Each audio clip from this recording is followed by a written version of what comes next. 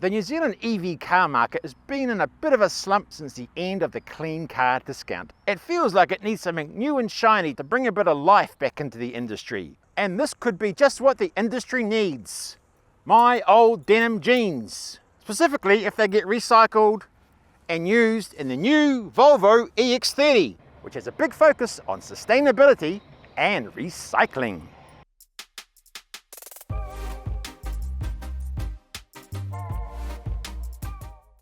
In this video, I'll be looking at the interior, exterior, taking it for a drive on some different conditions, and summing up my highs and any potential lows on the Volvo EX30.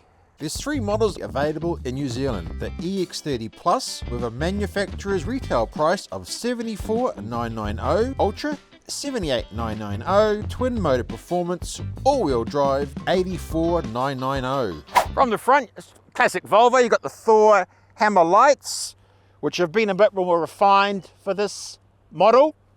You've got your Volvo at the front with a camera there. Bonnet, which has a frunk underneath, just 7 litres. The car comes in 5 different colour options. This one's a real standout. It's moss yellow. So there's moss yellow, there's a blue, a cloud blue, vapor grey, a crystal white and a black colour. The EX30 demonstrator I'm driving is the EX30 single motor long range Ultra with an upgraded wheel package that is only available on the Twin Motor Performance. So two-toned, convenient here for your recharging. EX30 here, and on the other side of the only place you actually see the word EX30. So that's height-wise, that's me at my 6'2".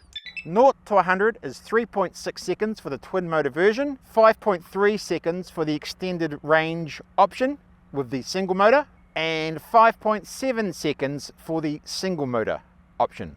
Usable battery size is 64 kilowatt hours for the twin motor and single motor extended range, 49 for the single motor. EX30's focus on recycling and sustainability is reflected in the range of 4 interiors: breeze, mist, pine and indigo, each with a specific selection of recycled and renewable materials such as denim, flax and plastic waste from discarded PVC window frames and roller shutters. 12.3-inch tablet is the combined driver and center display.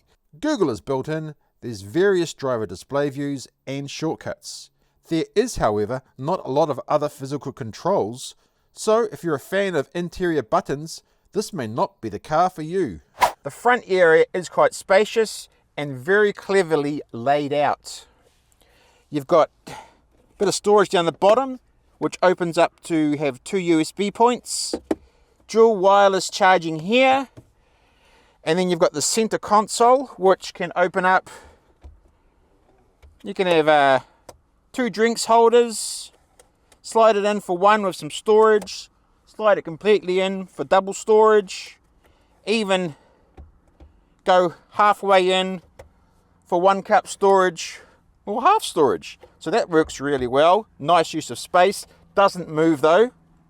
You've got for your windows, there's just 2 buttons, up and down.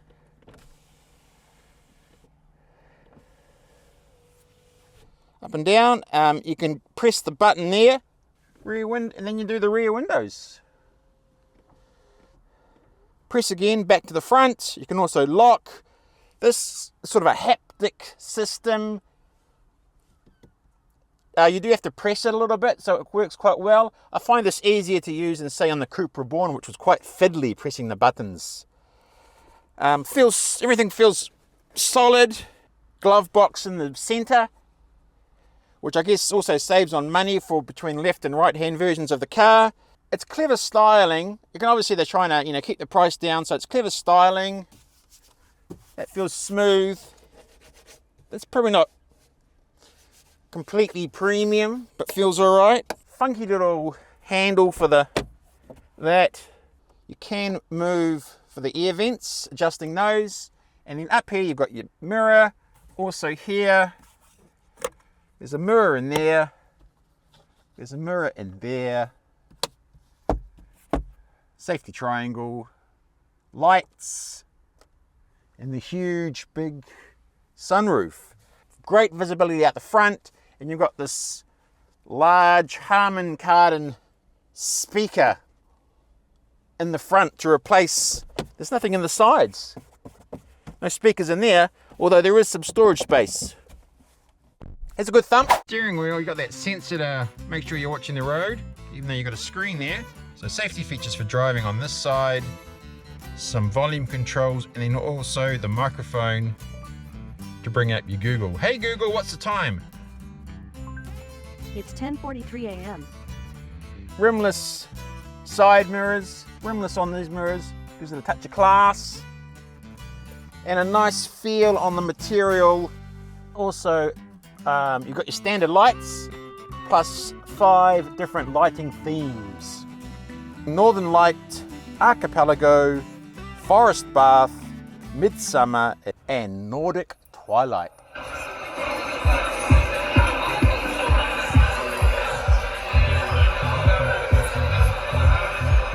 You sort of find out it's a small car if you get into the back seats.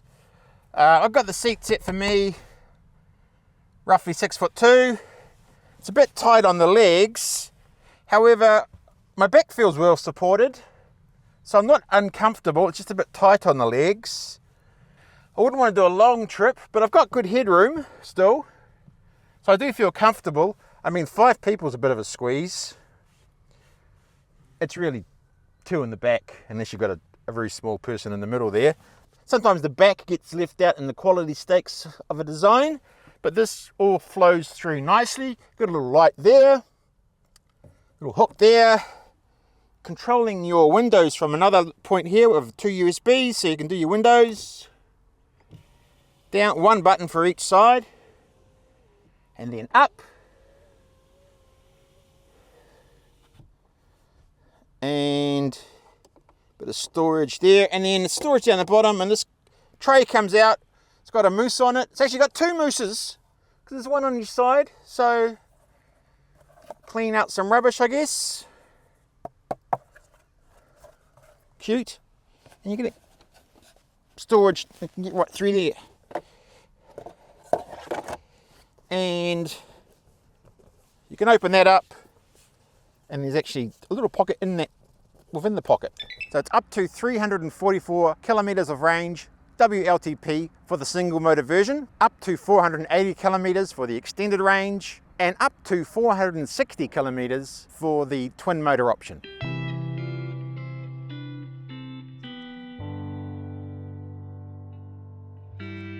So the boot you can open here, or there's a button on the screen.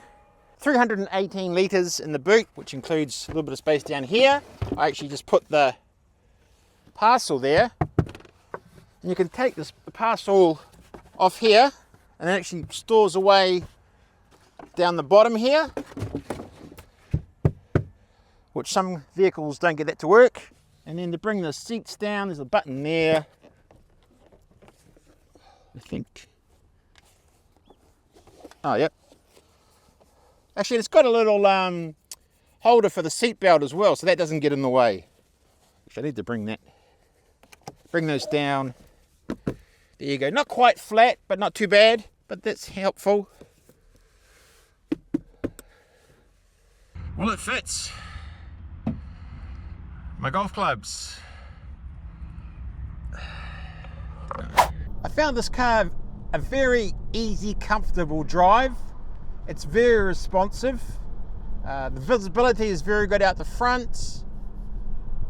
I like the mirrorless side mirrors, mirrorless mirror here.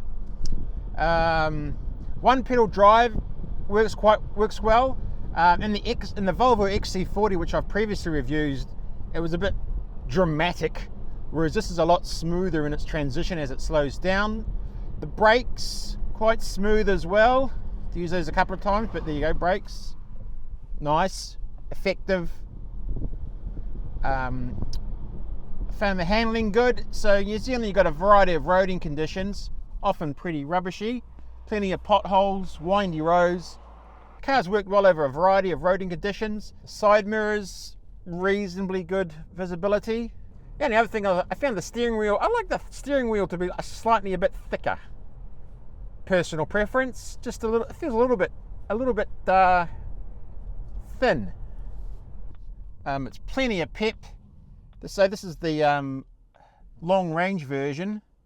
The acceleration is classic EV, but you know, really you get that acceleration when you need it. So it's not so much 0 to 100, it's more that you know, entering traffic where you really want the acceleration. So it's great for that. Handling's been really good. I'm not feeling the weight of the car. EVs of course are heavy, but this just sort of feels like a normal drive. I'm not really noticing much. Lane assistance is on, not too bad. So the whole tablet thing, which is reminiscent of the Tesla, is I don't have a common experience with that. It's a little bit different. I don't find, I wasn't sure about looking at the speed to my left a little bit. That hasn't really been a problem. I quite like the openness of here. I still would like a little instrument cluster probably in front of me so I could get the basic driving data. That would be good. But I quite like, sort of just like the openness of it all. One little gripe I have though is that, you know, on the left hand side of the steering wheel you can adjust your safety features, but then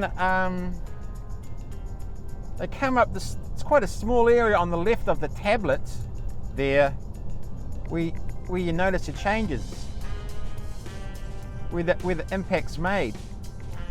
So you can't really see that very well when you're driving. That is actually quite a considerable movement of the head. So that's where your safety visual data is, up there.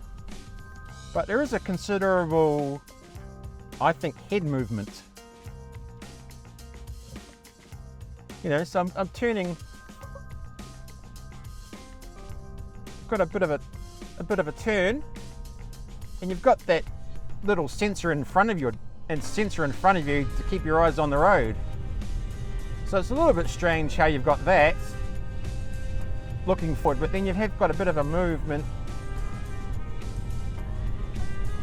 I'm exaggerating a little bit, but I mean, it's from there to there. I find that a bit weird that they have that small and so far across there. I'd like it bigger in the middle. On the button side of things, I'd probably like some the ventilation controls to be manual. That would just be personal preference, because you've still got to dig in there and move around a little bit.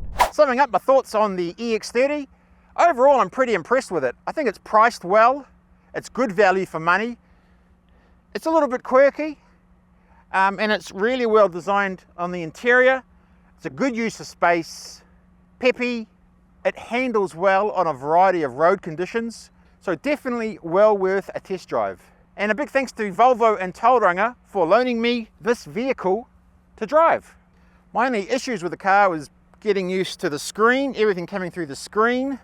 I mean, you've got to have good eyesight. Those icons are a little bit small, I found, but it works really well. The functionality is actually very good on the screen. The integration with Google works really well. Speed, indicator, having nothing in front. Found that a little bit annoying, but I kind of got used to it, and I actually didn't mind the openness of the windscreen. And if you've got time, a like and a subscribe would be great to help the EV Quest channel. That will help allow me to drive more vehicles such as this.